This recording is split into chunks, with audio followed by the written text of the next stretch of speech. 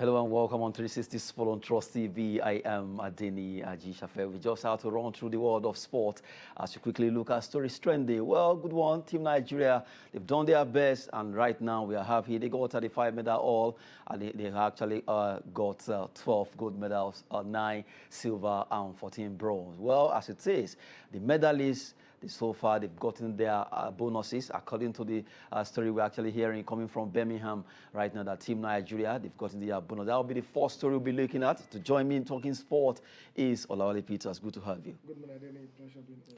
Yes, let's start with the story as we talk about Team Nigeria. Team Nigeria medalists received medal bonuses, according to the news filtering from Birmingham. Good one there. The gold medalists, they got $5,000 each, while the silver medalists got $3,000 and the bronze medalists got $2,000. The quartets that won the 4x100 meter relay for women got $15,000 as their winning bonus there. That's the medal bonuses that have been actually assigned to all the medalists at the Commonwealth Games. Okay, I think that's a very good development. We didn't hear the issue that we are used to, that they've done their part and the federal government have not paid them what they're supposed to pay them. So, and that's quite impressive. That's the truth.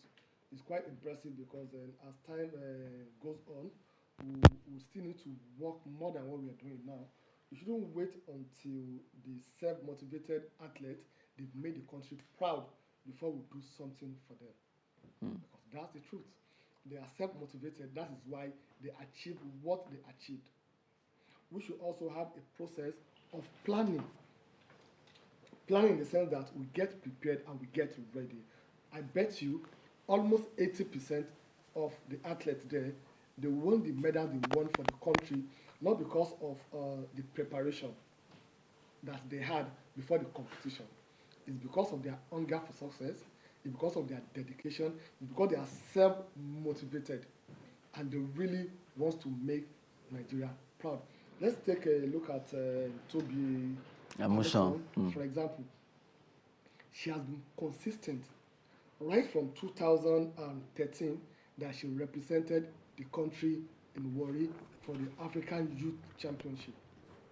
So from there, she has been developing herself. So we have a lot of them, a lot of young ones. Let's look at... Esebrome. Esebrome also, they are best of friends. And it's because it's the competition that made them to be best of friends. Now let's look at the likes of Australia, England, and India. Most of their medalists, they are from either secondary school or higher institution. So that shows that we still need to go back to that grassroots. To that grassroots in the sense that we have to go to where we need to develop these young staff. Toby Amusan, she finished from Our Lady of Apostle. They call it Olas in Ogun State.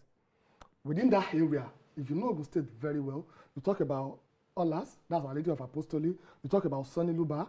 You talk about Jebode Grammar School. You talk about St. Anthony's Grammar School. They are very good in athletics or sports. They are very, very... When it is time for inter-house sports in those days, everybody will be waiting. I recall vividly in the late 80s and early 90s, Igbobi College and Baptist Academy of Banikoro, anytime there is inter-house sports, people are always looking forward to who will win the competition.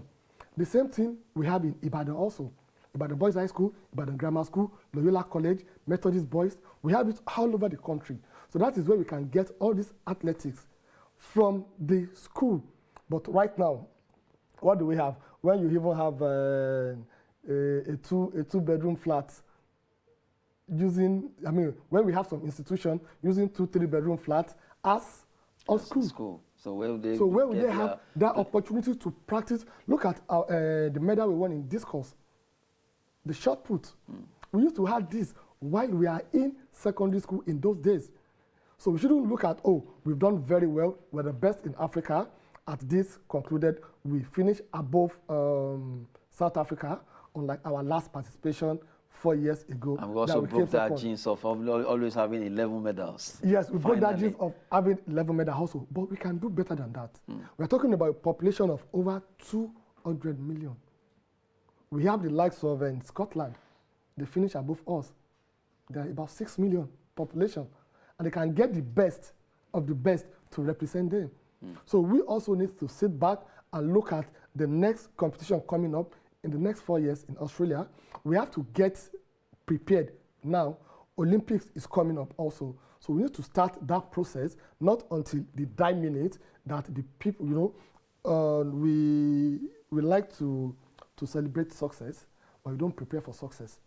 Always fire brigade approach. Just fire brigade approach. So congratulations to them, and a very good one also that they have been paid, unlike their counterparts in the football, saying that up to now they are still Super Falcons. They are still begging.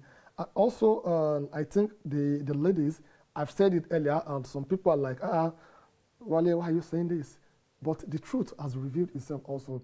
The ladies, our women, they are giving us the glory more than most of the medals that we won. They are won by who?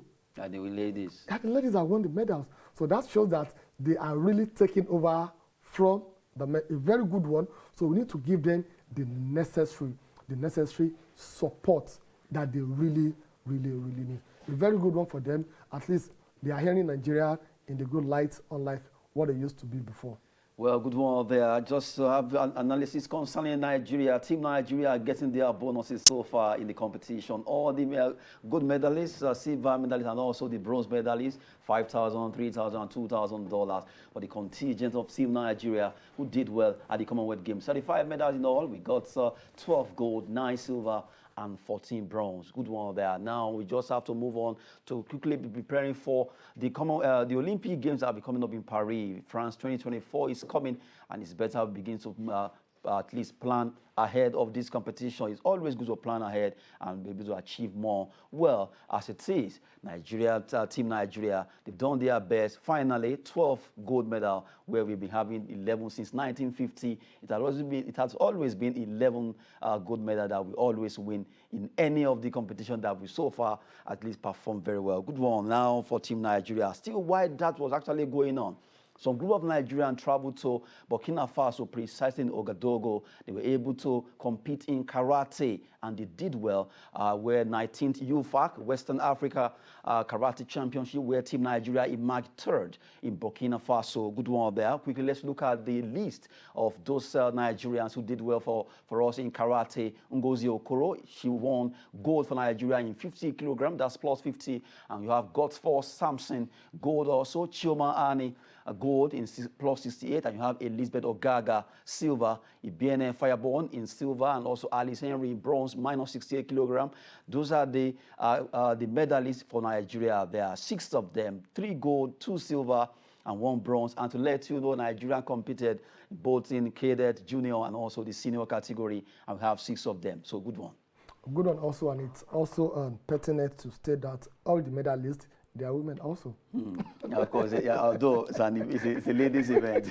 No, yes, I know it's a ladies' event, but also to let people know that women really, they are doing very, very well. So we came third, very good one, and I'm sure we still have a long way to go. If he wants to compete with... Nine nations actually competed in that particular competition. 9, we came third. And it's all women's karate, and that shows that really for them to win 3 gold medals, that's outstanding. Yeah, it is outstanding, but I still believe we still have a lot to do. And if you look at Côte d'Ivoire that came first, Burkina Faso that came first, they won almost 20 medals. So and they hosted it. They hosted it. It's not because they hosted it that they won it. It's because they prepared to host and win. That's the issue. It's not karate. Is not about. You can't. It's either you fight or you lose. So it's not about host and manage to win. To win or maneuver to win. Rather, they hosted it and they won it. So what I'm saying is, if you look at the gap between us and them, you know that it's a bit wide. That's the truth. We can't compare 17 gold medal with the 7 that we won. I'm talking about all in all. So we still have a lot to cover, but not that bad. We used to be, Nigeria is a sports nation. That's the truth. Any sport. So any sport. That's why I said we are a sport nation. So any sport we are competing in, I'm expecting us to be the premiums inter pares. We should be the best among all. If you're having a competition of 9 nations, mostly from the West African countries, I think we should be the one dominating them. That's the truth. But however, they've done very well, but there is room for improvement. We shouldn't allow this to get to us that, oh, we've participated in 9 nations tournament. We're talking about Olympic. We need to go to the Olympic and also dominated the competition, just like we did in 1996. Now we have the likes of Choma, Ajunwa, then the Atlanta 96 also. So I think we need to really, really, really start looking into that. The Olympic is coming up in 2024. This is the right time for us to start the preparation. We have to look at the sport that we are not really doing very, very well on and see what we need to do to improve ourselves in it. And what we need to do to improve ourselves in is to go to all these grassroots. Pick the best of the best without sentiment and let them represent the country. We have nothing to lose by presenting our best. That's the truth. Look at the way people are talking about Tobi Amusan. And it's someone that they don't even give her the chance to start with. Nobody believed in her, but she believed in herself. There was a picture she posted on an Instagram page about 4 or 5 years ago that one day she will be a global person. And she did it. That's what they call self-belief. So we have a lot of them in this country that the government needs to do what? Needs to come up and support so we can continue giving ourselves the happiness that we deserve. Good one there. We just have to appreciate the fact that Team Nigeria also did well in Ouagadougou, Burkina Faso, where they competed in karate. Well, 6 of them, and right now we are celebrating them for doing that. At least while the Birmingham competition was actually ongoing then, they also went to Burkina Faso to do us proud there. Congrats to the team that won those karate gold, silver, and also bronze medal. Now from there, let's talk about football. This time around, CHAN, that is African Nations Championship, that will be coming up, the qualifiers between Nigeria and Ghana. Nigeria were drawn by, and Ghana faced Benin Republic, and they won. Now, Ghana will be facing Nigeria. They are called Black Galaxies. They'll be facing Super Eagles Team B, the home-based Eagles, in the CHAN qualifiers. But from the way it is, Coach Salisu Yusuf actually invited 35 players, and we have to look at the list right now. 25 players from the team, the MPFL. We have goalkeepers Victor Sochima, Adeyinka Adewale of Akwa United. That player has been ringing bell right now. Ojo Olorunleke Eyimba. You have Natalia Nwosu of the Flying Eagles. He was a young child who did well at the under 20. That is Wafu B. Well, defenders: Tope Olushesi, Rangers International, Kazi Eyinaya, Sine Faisal, Samson Gbadebo, Ebube Duru, Christopher Nwaze, Issa Ali of Raymond Stars, Tosin Adegbite of Eyimba, Temple Emekai of Rivers United. You have Andre Kefe, who plays for Plateau United. 11 of them there. In the midfield, you have 10, Babatunde Bello of Akwa United, Philip Ozo, Eyimba, Maurice Chukwu, Hafiz Nasiru, Chiamaka Madu, Zulkifili Mohammed of Plateau United, Jide Fatukun, Kenneth Chukwu Agu, Joseph Onoja, Hagai Kato, Plateau United, and you have Uche Owasunaya, who actually play for Rivers United. They are forwards: Abdulaziz Yusuf, Gombe United, Sadiq Abubakar, Eyimba, Chidebere Nwobodo, Rangers International, Promise Amadi, Chijoki Akuneto, Rivers United, Valentine Odo, Andy Ope, Adams Yakubu, God's Power Nefion, who plays for Kano Pillars, and Ossie Martins. Ossie Martins plays for Rangers International. 35 players in all. They will be doing the colors of Nigeria. They're going to be in camp starting from Wednesday to fight for honors. By the time they pull down the list, well, they played both the away and the home. We'll be facing Ghana by 28th of this month. That's August 28th. We face Ghana away. By September 3rd, they are coming to Abuja. Mko Abiola said, that's the place where they'll be facing Nigeria. I know people are already looking at, I hope this is not going to repeat itself. Okay, I think we shouldn't put that pressure on the players. We shouldn't make it look as it's a revenge match. I was even thinking maybe they should have made like Nigeria should play first, then we'll go to Ghana. No, we shouldn't look at it as a revenge match. We shouldn't look at it as a do or die affair. They should prepare the team psychologically for the game. That's the truth. Any match between Nigeria and Ghana, it's always a derby. The pressure is always there. So if we put the pressure on the players right now, before the match, that, oh, we have to revenge what they did to us by making us not to qualify for the World Cup. So that means the players, they will not play with composure that they really need, because the game of football is all about composure.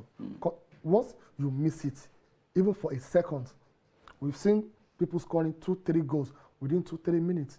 We saw what happened between Real Madrid and Manchester City during the UEFA semi-final Champions League. Within 3-4 minutes, a lot of goals, if you just lose that concentration. And what will make you to lose the concentration is when you are not really composed, when you are playing under that pressure. We shouldn't put the pressure on them. Let's try as much as possible to understand their game, to do a SWOT analysis. What is our own area of strength? There are the areas of weakness that we can capitalize on. So that is what we need to look into. Are you going to go there to go and play for a draw? I would say no. We should go there to go and play for a win. So we shouldn't sit back at all. We shouldn't sit back at all. So we know that we'll go there to win the match, even from Kumasi or Accra or wherever the stadium they want to give us this time around. So we win the match from there. When we come back home, there won't be any pressure on us. So I see Coach Salisu also. He has been very, very good and brilliant when it's come to this home-based team. That is area of specialization. So I'm very sure he knows what is at stake and he will do the needful.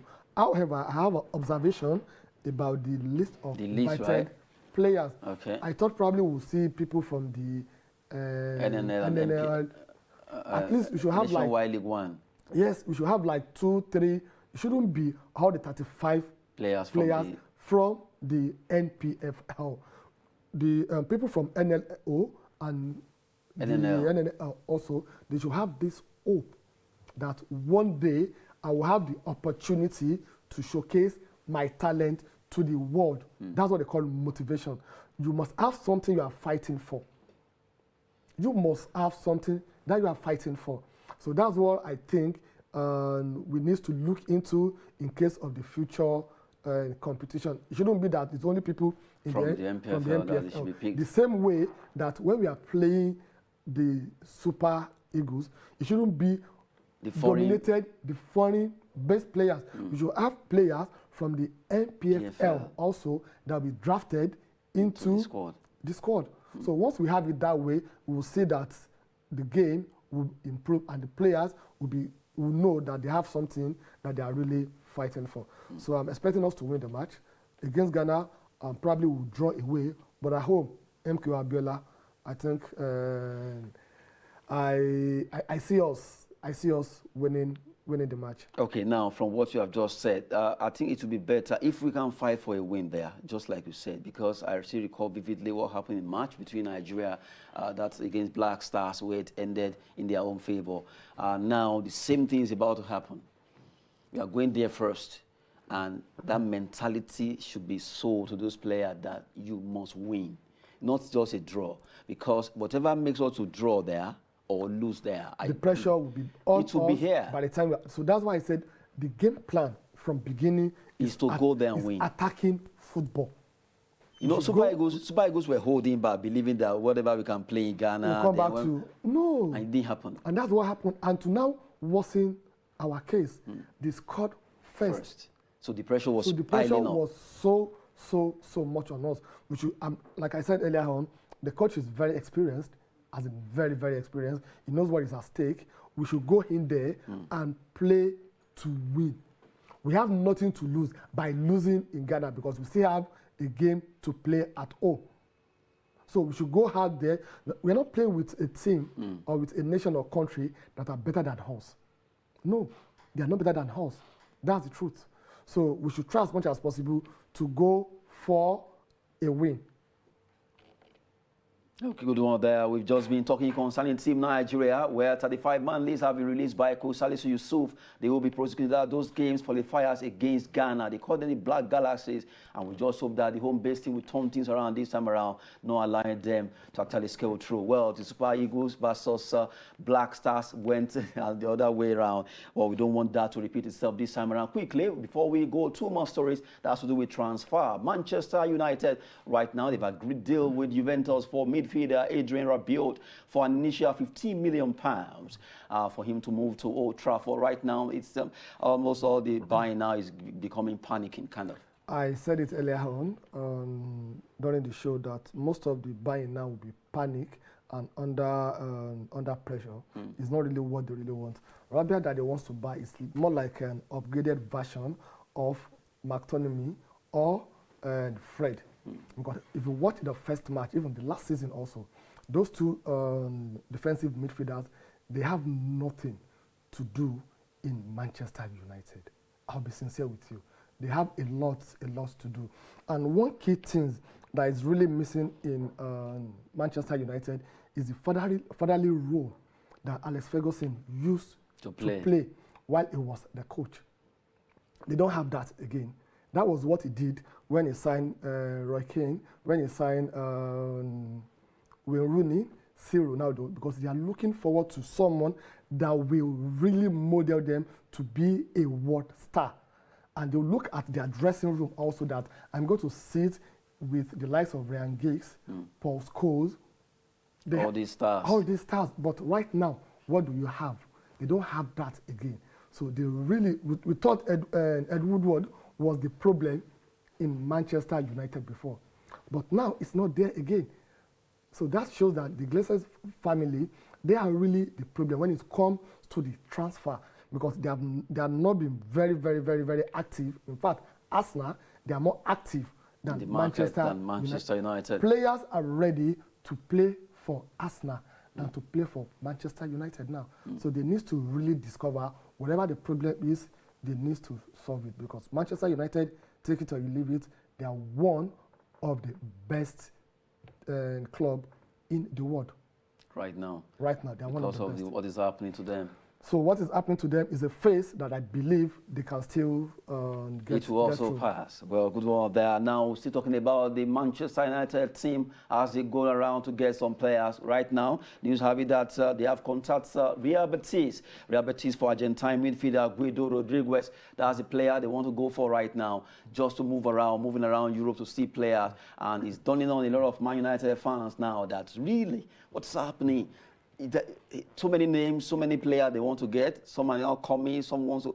The way it is, I saw a particular post coming from Chris Sultan saying that Manchester United going for so many players, they are confused.